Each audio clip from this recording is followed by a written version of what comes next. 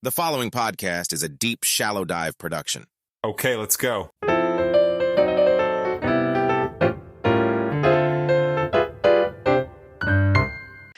Guess who's back again. Ray D's back. Tell your friends. I've been wanting to rap that Eminem as the beginning intro for a little while now. Oh, man. All right. Happy Friday, everybody. Oh, good Lord. This world.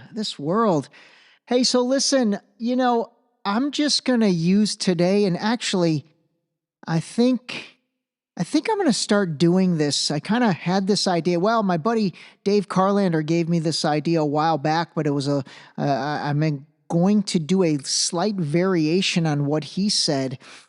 But I think I'll start using Fridays as a little bit of a catch up and also a little bit of a review of the week, and really just to kind of expand on some thoughts that maybe got lost a little bit.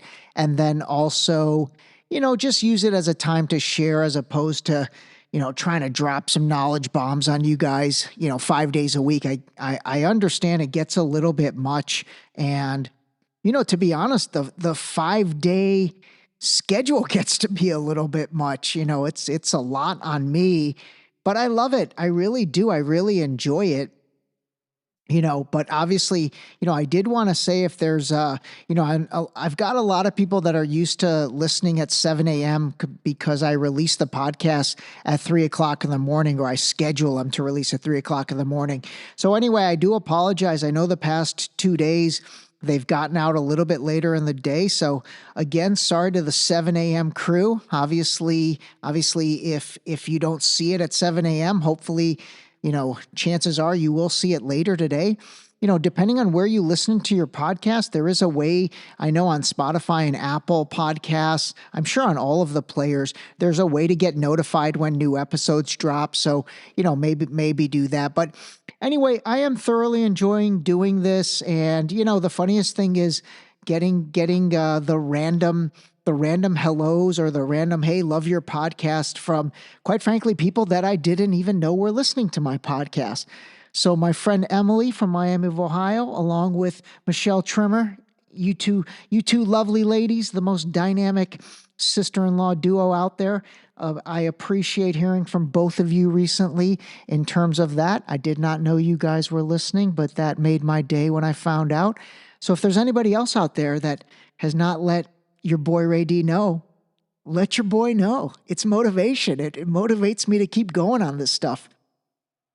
All right, so let me talk about a couple things. And today's going to be another one of those real talk where I seriously get very, very, very real and raw.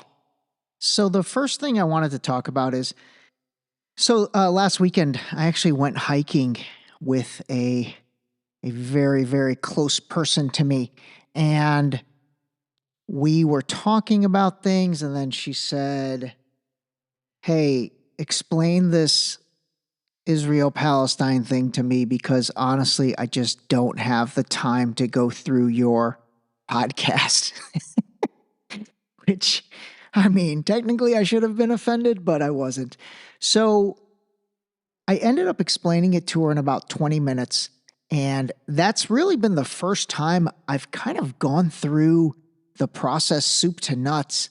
I wish I had recorded it, but I didn't. But I am going to do that. I am going to do like a cumulative review. And it's very interesting, God, how much I've learned over this process. I can honestly say I did go back and listen to episode number 34, which was part 1.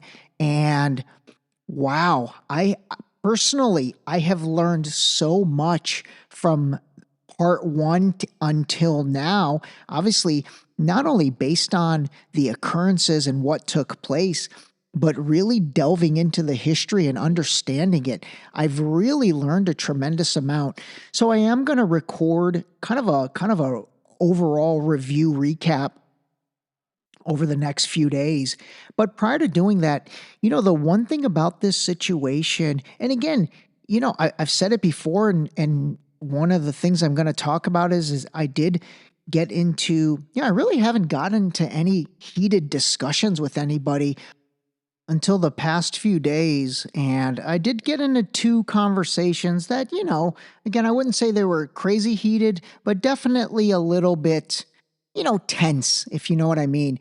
And they were with two people that I've known for, one for over 20 plus years, and then the other probably for a good 7 or 8 years. And what I realized is this situation, and again, I told both of them, I said, hey, I'm just calling balls and strikes on this. Like, I really don't have a horse in the race, a dog in the fight. I really don't. Yeah, technically I'm Muslim, but, anybody that knows me knows I probably know less about the Muslim religion than they do. So, I didn't grow up religiously. I don't have any affiliation, to any of that stuff. At the end of the day, one of them said, well, what religion do you believe in? And I said, honestly, I live by the golden rule. I mean, I treat people the way I want to be treated. And I could hopefully say that everyone listening right now and everyone that's ever really known me, would agree to that. And so what was interesting with the two of them was this situation, and obviously they're both pro-Israel. I stand with Israel. But this situation has completely been the opposite of everything else they've been saying for the past, well, definitely for the past, 4 years. Let's say from the time Trump came into office. So let me share, I'm not going to share names or anything. I don't think either one of them listens to my podcast, so I think it's fine. Or maybe, or maybe they don't listen to it anymore. Who knows? Maybe they will. So the first one, she is like the biggest Bernie Sanders fan ever. I mean, she calls herself a burner. She attended all of the Bernie Sanders events. She actually was the one that turned me on to the Bernie Sanders documentary, The Bernie's Blackout, which, by the way, I think is incredible. That documentary was amazing. I did an episode on it. I forget what number. I think it's number 2. It's part of the 4 Deep Shallow Dive exclusives that I've done so far. And when I give the exclusive tag to something, that thing is like ridiculously researched, and it's something that, I really am proud of, even more than I'm proud of the rest of these. But anyway, she was a gigantic Bernie Sanders fan. I mean, I cannot stress that enough, to where, again, everything was burners, Bernie this, Bernie that. So as you've probably seen, and I believe I played one of his clips earlier, Bernie Sanders, first of all, was not really saying anything about this. And by the way, Bernie Sanders is Jewish, okay? He's Jewish. And he finally came out last week after really being pressured by his entire staff.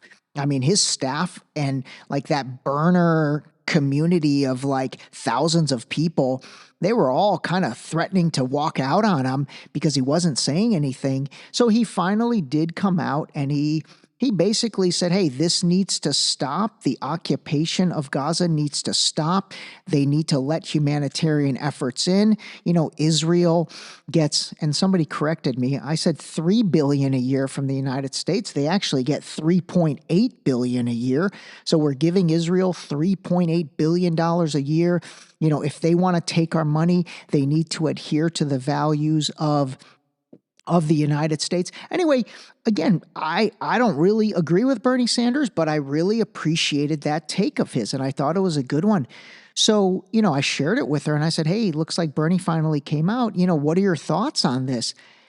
And it was pretty amazing to me, after just such a visceral dedication to Bernie Sanders. She basically was like, I'm done with Bernie. And I'm like, what? She's like, I'm done with Bernie. I can't believe he came out with this take. And actually, let me read you this. This is pretty good. So mind you, this is all in text. I said, I guess what's interesting to me is, for example, you seemed to agree with Bernie on everything else. I mean, honestly, I've never met someone as big of a Bernie fan as you over the past 4 or 5 years. So like you just said about John Legend and Black Lives Matters lady, by the way, so she also was a big John Legend fan and a huge Black Lives Matter supporter. But as I believe I played those clips. Oh, you know what? I might not have played those clips. I might have just posted them on the socials. Anyway, the co-founder of Black Lives Matters, Patrisse Cullors, in 2018, mind you, she came out with a very, very, again, it was a good take about standing with Palestine and how she went there and could not believe the horrific conditions that the people were living in. And, she said, I can't believe they're living in this open air prison. And then John Legend also, in an interview with Mehdi Hassan in 2021, not a recent thing, he also came out and said, I need to stand with Palestine because it's just not right. What's taking place there is not right. And he's one of the few celebrities, especially in the entertainment industry, that came out and stood by that. But, so let me finish. So I said, just like you said, well, basically, she then said she's done with John Legend and she no longer supports Black Lives Matter. And again, she was a huge Black Lives Matter supporter. And by the way, she's white. Actually, you know what? I just found these clips. All right, let me play these for you. So here is Black Lives Matter's co-founder, Patrisse Cullors. And again, mind you, this is 2018. So this is before, obviously, this stuff. But this is actually even before the COVID and the 2020 election and all that. Give a listen. The other thing I'll say is Palestine is our generation South Africa. If we don't step up boldly and courageously to end the imperialist project that's called Israel, we're doomed. I had learned about Palestine for a long time. I had known about it, been wanting to travel, and I was really, really grateful when the Dream Defenders asked me to come on the delegation. Nothing would have prepared me for the level of militarization and the level of violence that we would witness those 10 days inside of Palestine. Nothing would have prepared me for the ways in which we witness people's terror. People live in terror on a daily basis. And nothing would have prepared me for how much clarity I would have on why we have to be a part of Palestinian solidarity. So that was Patrisse Cullors. Now here's the thing with her. She has come under fire over the past couple years in a big way about, the misappropriation of the funds that went to Black Lives Matters. I guess she bought a bunch of houses, or at least a few houses. I know that has been in the news like crazy. And, so immediately when she actually sent me that originally, but when she said that, she's like, yeah, look at her now. She stole all that money, blah, blah, blah. And I said, hey, again, let's not conflate everything together. I go, first of all, that was her take in 2018 before any of this stuff. And then secondly, again, I'm not going to judge her on what she did post 28. I'm literally just judging her on that take. That's all. That 1 minute, I want to know your opinion on that 1 minute.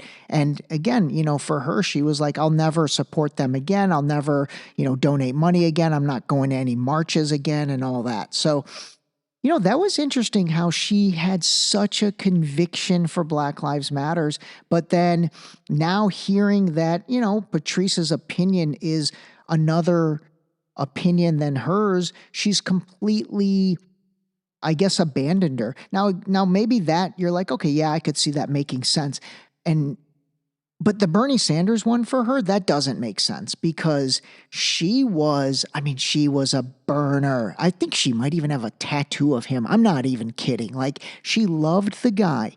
Okay, let me play the John Legend one. One of the few A-list celebrities I've noticed in this country to speak out on behalf of the Palestinians. How did that happen? Well, I think it all flows from the same place. I grew up reading the work of people like Martin Luther King and James Baldwin and all these great thinkers and activists and organizers who taught me what justice meant, what love meant, what equality meant. And when I see what's happening in Palestine to the Palestinian people, where they're clearly not being able to experience the full rights that they deserve, and it's an extremely unfair and difficult life they're forced to live, I had to say something. It's not fair. It's not just. And given that Israel is the recipient of so much American aid and support and is named as one of our strongest allies, we should hold them to a higher standard. All right, so I wanted to play those two clips because, again, I mean, it's cool not to agree with those clips. That's fine. But I didn't find anything that either one of them said, that anti-Semitic or racist or anything. I mean, that's just their opinion on the situation. And as has been documented or as has become very apparent, there's differing opinions on this. So let me finish reading. Basically, let me finish off on then where she netted out on Bernie Sanders. So here's me. I said, so do you understand what I'm saying? You've loved Bernie Sanders and you've been so dedicated to him. And quite frankly, you've agreed on so many issues with him time after time after time again. Why do you not put any validity in potentially his thought process on this issue? Because again, if you've agreed with him on 500 previous issues and this is 501, maybe think about it differently or see what his perspective is. And then I wrote, the funniest part about this is you're a Republican now. And you hate Republicans so much, which she does. But basically, I'm like, you're agreeing with everything the Republicans say. And then so this was her answer. Yes, I am currently not a fan of Bernie because of this, and I am done with him. I've unsubscribed from his emails last week, and I no longer will support him. I'm still a progressive on domestic issues, but now I am a Republican when it comes to Israel. Okay, there you have it. So, the learning from that and what I think is interesting is that, she basically abandoned 5 years of beliefs over this. And again, I'm not judging that. I'm not saying she's right or wrong in that. But I did and I do find it interesting that people's belief system and really the overall mindset on this issue, there's a lot of people who are turned around on this. And I'll use that as the best caveat to get into my second situation, which was interesting. So the second situation, which came up last week is, so I posted a graphic on Instagram and I'll read you what it says. It says, if a school shooter was hiding out in a classroom, would it ever be morally acceptable to bomb the entire school? Let me read that again. If a school shooter was hiding out in a classroom, would it ever be morally acceptable to bomb the entire school? And so basically I posted this after the hospital bombings and then it was after that refugee camp bombing, which we talked about in previous episodes. And so my friend, she replied back with did the school shooter behead 40 babies prior to going into the school? Something along those lines. Actually, if you're friends with me, go on my Instagram. You can read the whole thread. It's still there. And then I wrote her back. Oh, and then she tagged it with asking for a friend.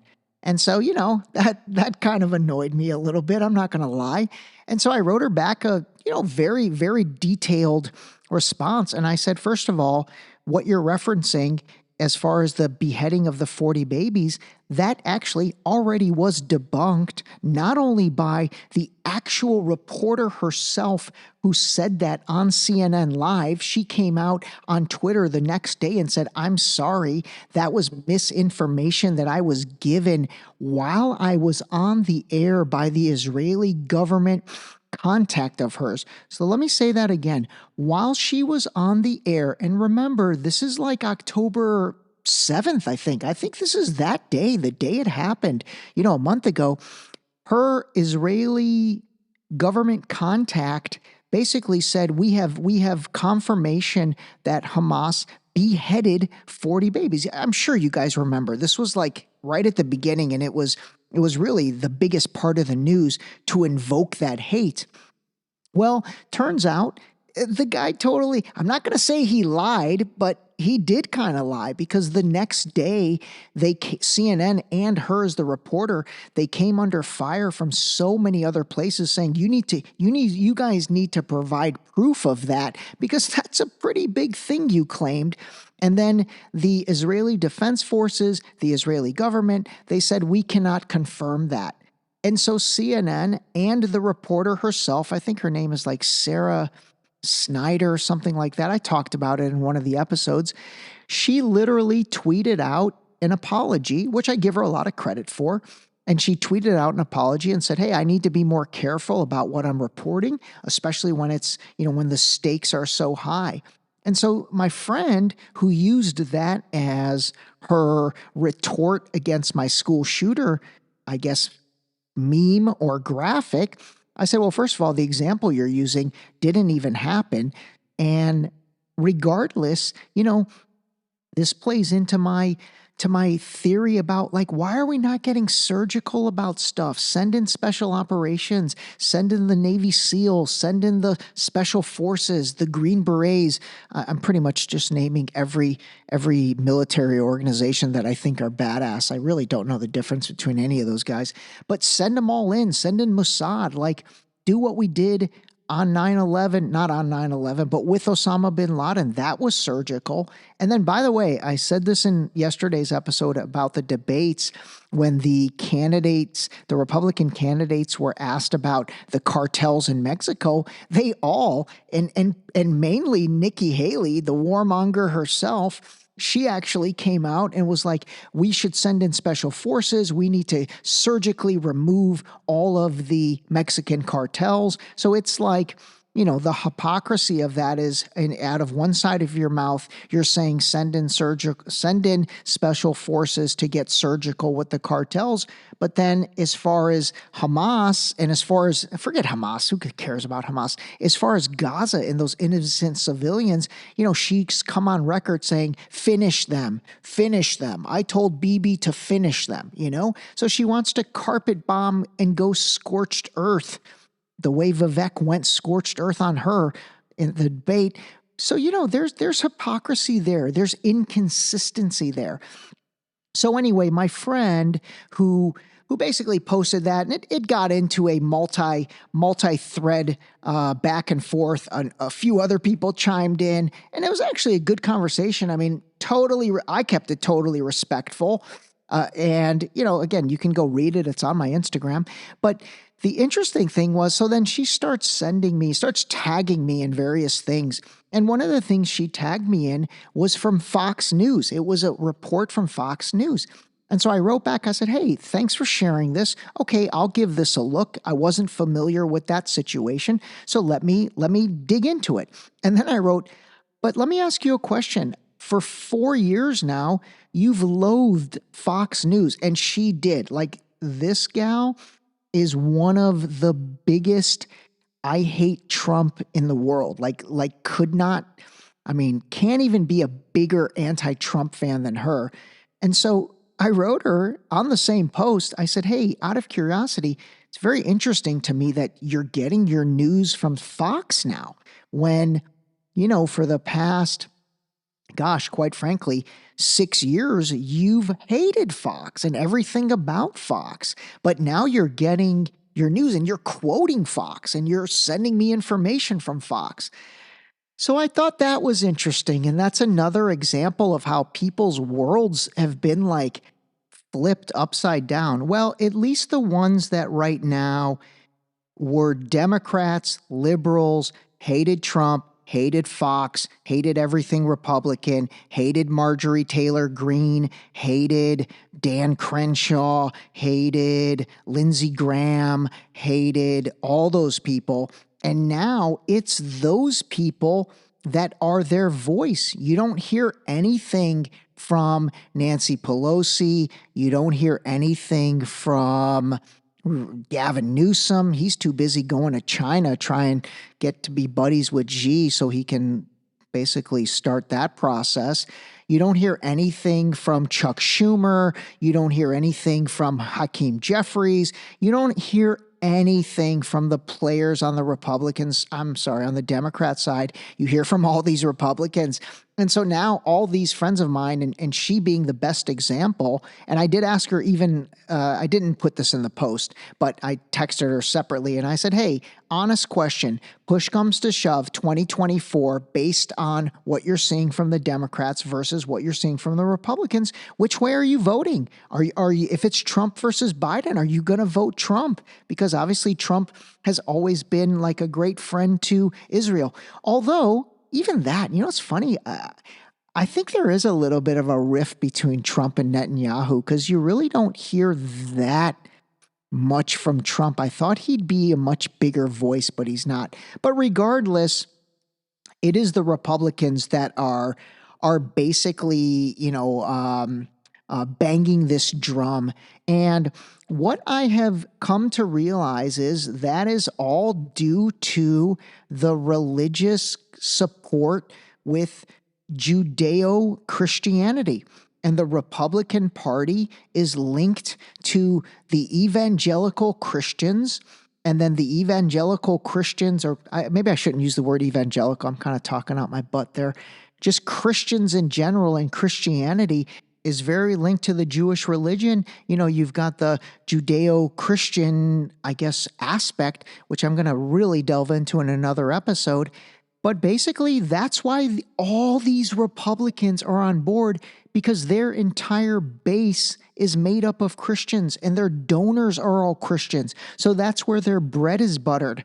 And I will tell you, it has been interesting. I really have not come across one Republican that is even slightly vocal about pumping the brakes in terms of a ceasefire, supporting the concept of a ceasefire, or really anything besides war. So that's interesting.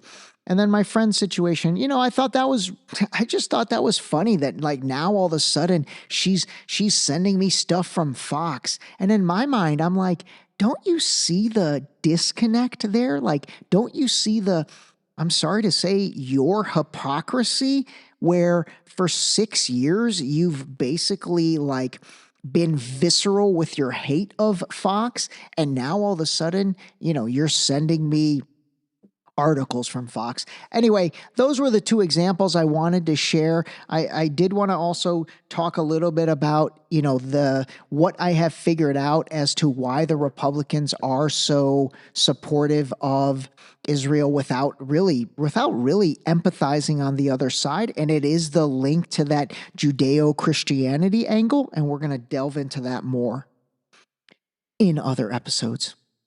Anyway, in summary about all that, God, I don't know. Maybe the religious thing is something I just will never understand, because obviously I don't have that faith and I don't have that bond with a certain religion to where I guess then it makes me basically not be able to say or see anything that religion does is wrong.